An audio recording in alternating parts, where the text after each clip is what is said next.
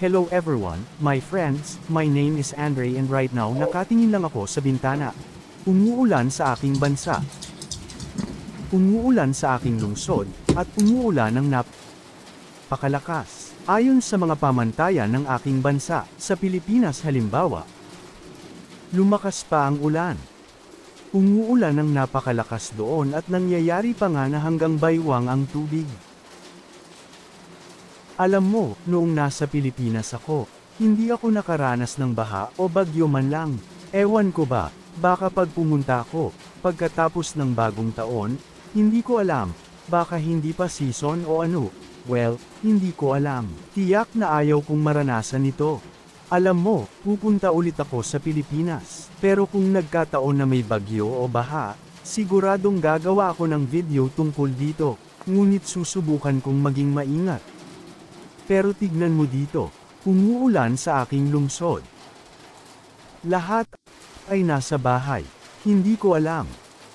Natatak pa ng ilang uri ng mantsa. At ang ulan na ito ay patuloy na. 2 araw, kaya't ngayon ay nilakad ko ang aking aso sa pagbuhos ng ulan. Kahapon ako ay naglalakad, ang aso ay hindi gustong lumakad sa ulan. Well this. Ewan ko, parang kabaliwan lang.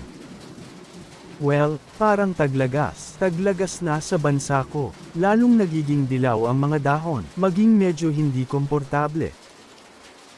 Baka sa 1 buwan o 2 ay uulan na ng nyebe kung saan-saan. Gagawa rin ako ng video kapag umuulan ng nyebe at umuulan ng nyebe sa aking lungsod sa labas ng bintana.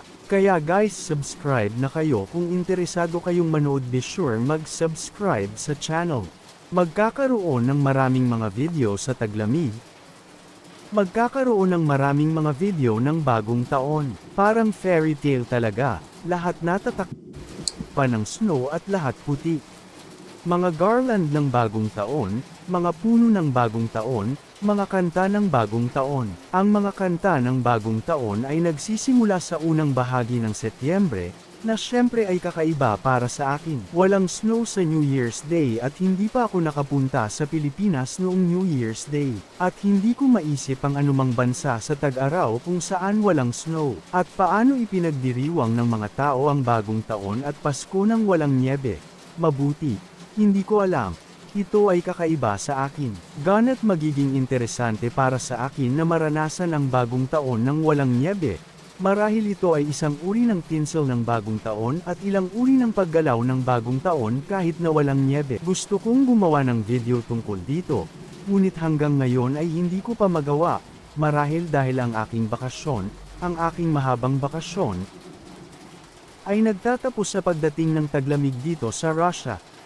Oo, ito ang aking sinasadyang pagpili at oo, gusto ko ito sa ganoong paraan.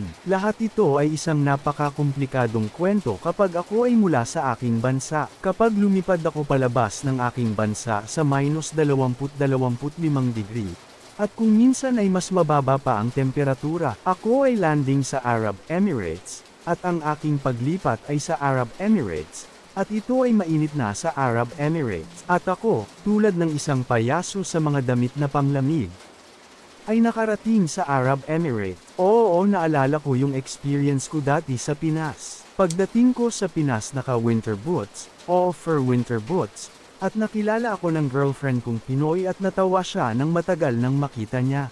At bumaba ako ng eroplano sa Pilipinas at nakatayo doon na nakasuot ng winter fur shoes sa 33 degree ng init.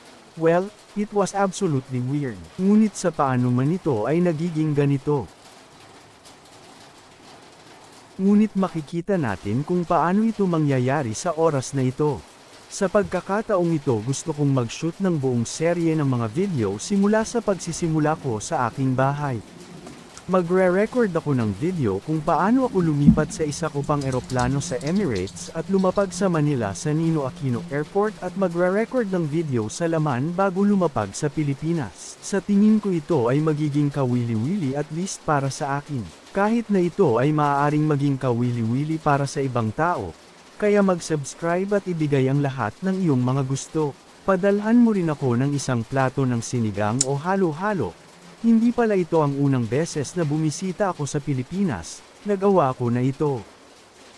At sa madalas kong pagpunta sa Pilipinas, mas mahal ko ang bansang ito, kahit tingnan mo, may sarili akong Philippine Corner. Ito ay isang sulok ng Pilipinas. May ganito pa.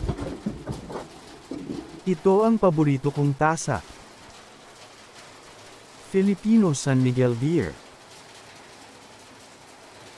Ngunit sa palagay ko ang lahat ng mga guhit at inskripsyon na ito ay maaaring iguguhit ng mas tumpak, ngunit gusto ko pa rin ang tasang ito, kaya, oo nga pala, marami pa akong bagay dito, pero hindi ko ipapakita lahat, hindi ko alam kung papayagan ng YouTube.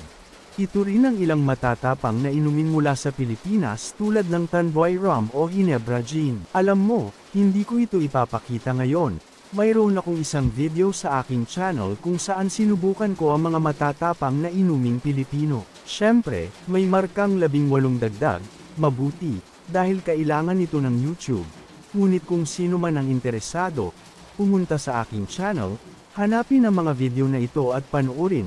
Hindi ako mag-iiwan ng paglipat sa dulo. May Philippine Gin dyan na hindi ko pa nasusubukan. Pero naniniwala ako na darating ang araw na susubukan ko ito at gagawa ako ng video tungkol dito. Ngunit hindi ngayon, sorry. Talagang sasabihin ko sa iyo kung gusto ko ito o hindi. Kaya mga kaibigan.